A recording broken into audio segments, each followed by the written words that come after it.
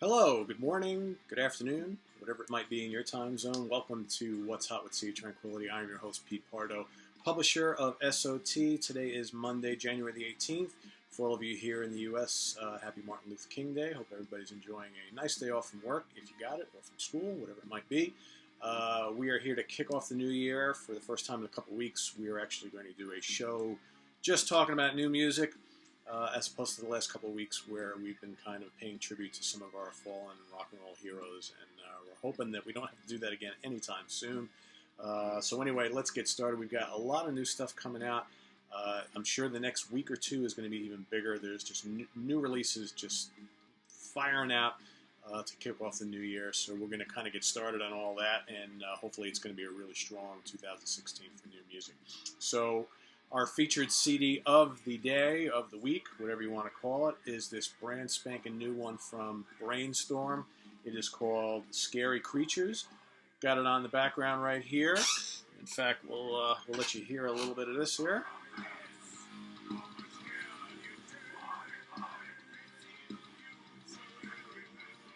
It's really, really solid power metal. You know, if you've been following Brainstorm, or perhaps if you haven't, they're led by vocalist extraordinaire Andy B. Frank. They release albums, if not every year, every other year, and just really solid. Just every album that comes out from them is just really, really good. So they put out an album called Fire Soul. I believe that was early last year, or actually it was probably late 2014. And this follow-up is fantastic. Like I said, it's hot off the presses. I'm just digesting this. But as with every Brainstorm album, just so consistently good. Really crunchy, heavy power metal. You know, I'm going to make a point of reference. If you like Primal Fear, not quite as speedy as Primal Fear, perhaps a little heavier, a little more grinding. But, you know, if you love that classic Judas Priest, Iron Maiden sound, I guess, kind of what you get with these guys, but a little bit different. Vocals are great.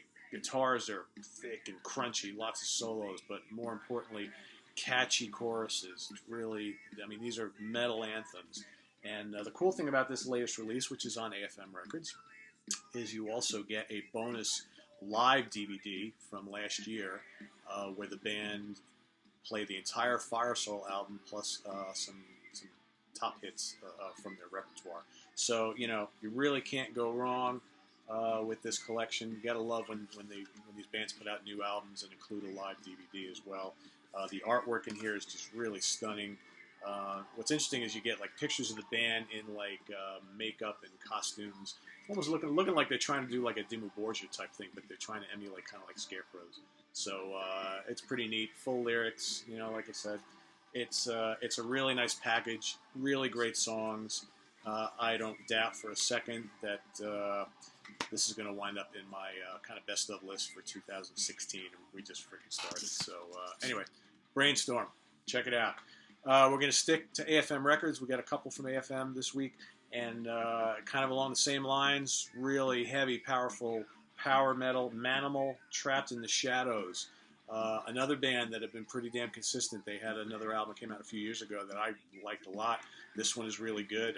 If you like kind of Painkiller era Judas Priest, you know, they also say on here, sounds like early Queensryche too. I hear more of the Priest influence, but, you know, high-pitched, powerful vocals, crunchy guitar riffs, you know, manic rhythms. I mean, it's just one anthem after another on here. Really, really good. Trapped in the Shadows by Manimal. Again, one of those power metal bands that not a lot of people talk about, but hopefully with the release of this, they will. Really good stuff. Sticking with AFM, like you said. This band, you know, have been around a while. They're what you kind of call a folk metal band. To me, it's like power metal, but with like folk instrumentation at times. They're really big on kind of like the fantasy lyrics. J.R.R. Tolkien, you know, the Hobbit stuff, Lord of the Rings, that type of thing. Of course, we're talking about Elvenking. This is The Night of Nights. Double live album. You got a DVD, 2 CDs, full live show from 2015. And, you know, of course, just check this package out. You know, I mean, look at that. A lot of content here. This is probably more Elvenking than you'll ever need. But for those of you new to the band, I mean, they're this band. They put out an album every couple of years. If you like this sort of thing, they're one of the better bands in the genre. Just kind of that whole take your beer, raise it, take a swig, air guitar. Just kind of happy-go-lucky power metal with folk influences. Really solid. They got the keyboard thing going on. Well, good guitar work, solid vocals. And here you've got a selection of many of their great tracks. Looking through the booklet, lots of cool live pictures from the show. If you're a fan, this is a great little set. And if you haven't listened to them, this might be a great place to start. It's very, very solid. They're really good live on stage. Again, I've never seen them live, but based on what I'm seeing here and hearing here, really good. So check it out. Put it in your home theater set. Watch it. Throw the CDs in your car. Crank it. Really good stuff. All right, we are going to move over to The End Records for the latest from Cauldron, In Ruin. Kind of a classic-sounding metal band. They've got a couple releases out. These guys seem to really love the era of the new wave of British heavy metal. So that's kind of musically, that's kind of what you get here. Vocals are clean. Very. One of the things, the issues I kind of have with this band, their singer is really good. He's got a great voice. I'm not quite so sure his style fits with the music though. He's got this kind of really soft crooning vocal style that's great. But the music is heavy and very energetic, and it almost is, for me, is like a contrast, but not terrible by any means. This is a very solid album. There's some great inventive riffing on here, some great soloing. The tunes are very memorable. Like I said, I just wish the singer would kind of kick it up a notch a little bit at times. Like I said, he's got a great voice. He needs to be more aggressive to fit the style of music they got going on here. But if you like the kind of retro, late 70s, early 80s hard rock and metal, I highly recommend this. Again, it's Cauldron. Album is In Ruin. It's out now. Check it out. Okay, I kind of have a long history with these guys here. So I don't know. Any of you follow the early extreme metal scene, specifically if you lived on the East Coast, and more specifically if you lived here in New York? There was a little band in the mid-late 80s called Primeval. I actually went to college with the lead singer, Andy Eichhorn, and knew the rest of the band very well.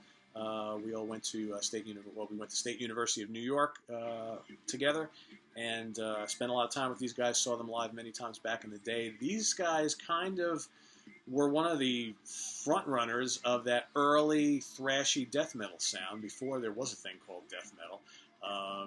But and back in the day, they released a bunch of demo cassettes and EPs, and then before you know it, they broke up, and it's a real shame because just a few short years later, death metal and extreme metal just kind of blew up, and these guys were doing it before anybody else, but unfortunately they couldn't keep it together.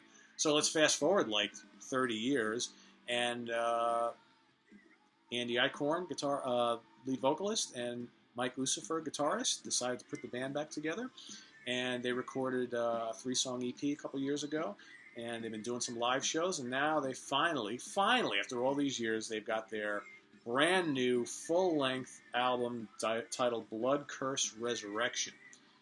And it's a damn good one. So, they fleshed out the band. They've got a new bassist and drummer. There are the guys right there. And, it's a really, really good one. It's, these guys originally started out as kind of like a thrash band, but, they really incorporate a lot of the modern and classic death metal influences here. So, the best way to explain it, if you remember the excellent band from the 80s called Dark Angel, who again were doing like this brutally heavy thrash sound with a little bit of death metal, maybe like that period Slayer, the early Death. These guys have incorporated a lot of that, and it's fast, it's heavy, it's raging, it's extreme, it's brutal, really brutal, but really, really good tunes. Musicianship is top-notch. Welcome back, guys. Let's hope that we've got more of this coming. And if you get a chance to go see them out on the road, especially if you live in the New York or metropolitan area, definitely do it. Primeval, Blood Curse Resurrection, out now on Inferno Records. Going to go to the reissue front. We're going to stick on brutal and extreme metal. So we're going to go back to the same time period. So South American, more importantly, Brazilian band Volcano, released an album called Bloody Vengeance. which kind of predated a lot of the extreme metal that came out of that country back in the mid-'80s. This came out in '86. These guys kind of had that sound that, imagine like early Venom and Slayer and Creator, that type of thing. Really, really brutal, really fast, really heavy. They came out with the leather and the spikes and the chains and all that kind of stuff. And this album is raw. It's in your face. It's aggressive. It's brutal. Production, pretty terrible. But for the time, you can kind of see that. So here you've got the original album remastered.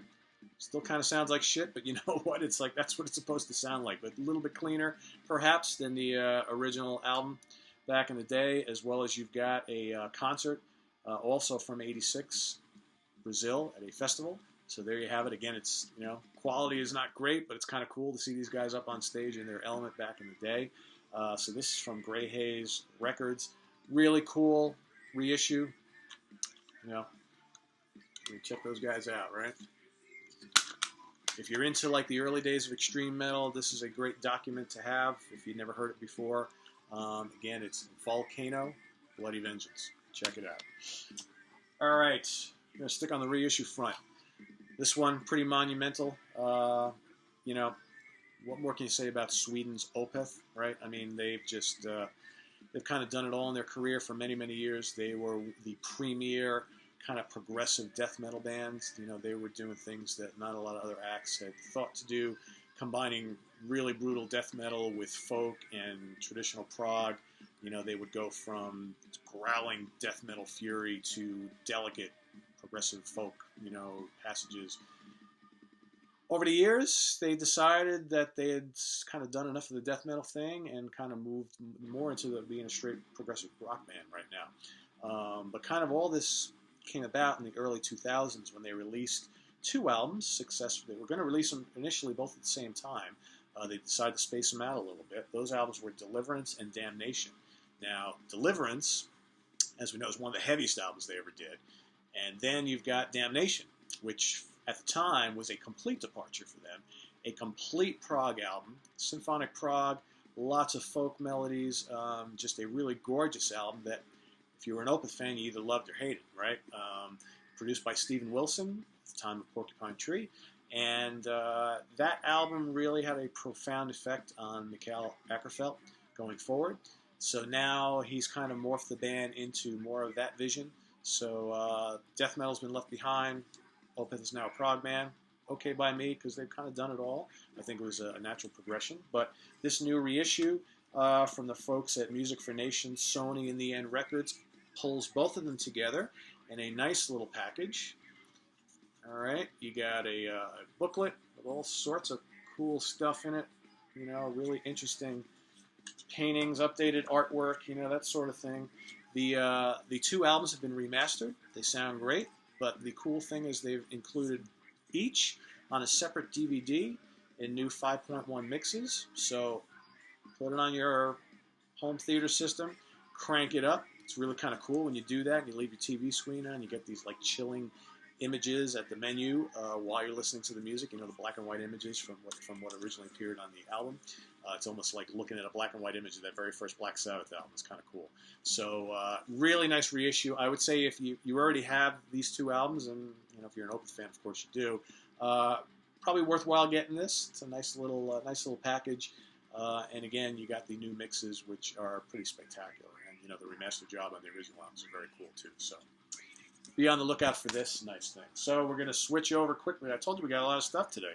We're going to switch over to kind of jazz fusion, jazz and jazz fusion. So the first is from Taylor's Universe. That's Robin Taylor and his band of merry jazzmen. It's called Across the Universe. This is basically the guys going back into the studio and re-recording a bunch of their better tunes from the last bunch of years and kind of releasing it almost like a hits package. But again, they're kind of reimagining some of these tunes. Really, really strong. It's a mix of prog and jazz fusion. I really like this a lot. If you haven't checked out Taylor's Universe, they got a lot of releases. Robin Taylor's been in a bunch of bands and doing solo stuff, so he's like one of the most prolific artists out there. So it's a little overwhelming to go and check into Robin Taylor's discography. But I would say investigate this. If you like this, move your way backwards, because there's a lot of really good stuff on here. It's a mix of, you got saxophone and different kind of analog keyboards and synths and guitar. It's, really, really good stuff. I highly recommend it as a good introduction to Taylor's universe. I'm going to stick on, like I said, jazz and fusion, a little bit of prog. This guy needs no introduction. His name is Theo Travis. He is a sax and flute virtuoso. He's played with so many different bands and artists. This is his new band called Double Talk. It's called Transgression. So Theo Travis's Double Talk. Fantastic. Gave this a 5-star review. This is like the perfect mix of classic jazz, 70s jazz fusion, and prog rock. He's got, so you got sax and flute, Fender Rhodes piano, Hammond organ, guitar, and drums. If you love like early mid 70s King Crimson mixed with a lot of the fusion acts of the 70s, you are going to love this. Travis has put together a hot band here, and I hope to hear much more from this group in the future. But in the meantime, get this at all costs if you are into jazz rock and instrumental prog. Highly recommend it. Over to ECM Records, we got the latest from Enrico Rava's quartet. It's called Wild Dance, and it's featuring Gianluca Petrelli, who guests on trombone. This is really adventurous jazz for the ECM label. It's a little more upbeat, more adventurous than some of the stuff you would hear on ECM, which has a lot of really tranquil, kind of meditative stuff in the jazz realm. Rava is a great trumpet player. You've got Francesco Diodati on guitar, Gabriele Evangelista on double bass, and Enrico Morello on drums, with Mr. Petrella guesting on trombone. Highly recommend this. Really good. One of the better of the late 2015 releases on ECM that I had heard, and I hear a lot of them. They're all really great, but this is quite good. With that, we're finishing up the show today with our last little piece of business, which of course is Forgotten Favorites. So for Forgotten Favorites, for those of you that are just joining us now for the first time, we like to go back into the vaults to pick out albums that are near and dear to me, of course, because I'm doing the show, that maybe didn't get a ton of recognition back in the day, or maybe completely fell under the radar, or maybe were big at the time but have been kind of forgotten over the years. My pick this week is the 1986 release from seminal progressive metal act Fate's Warning. It's called Awaken the Guardian. This is the Metal Blade reissue from a few years back that's got all sorts of bonus material and live stuff and DVDs and whatnot. This is the first version of the band with John Arch, phenomenal singer, and they kind of bust out. I mean, at the time when I heard this, I had never heard anything else like it. This is progressive metal, folks, in its infancy. So you've got the Sorcerers, Valley of the Dolls, Fata Morgana, Guardian. I mean, Prelude to Ruin, just one great tune after another. They kind of took like that kind of mid-70s Rush thing, kicked up the complexity, maybe incorporated a little bit of vintage Rainbow of the Dio era, and did kind of their own thing, maybe a little bit of early Iron Maiden. The high-pitched vocals, the really heavy, challenging musical arrangements. They got bits of doom, bits of power metal, bits of classic metal, but complex and technical. These guys are still around today. Ray Alder's now singing with them.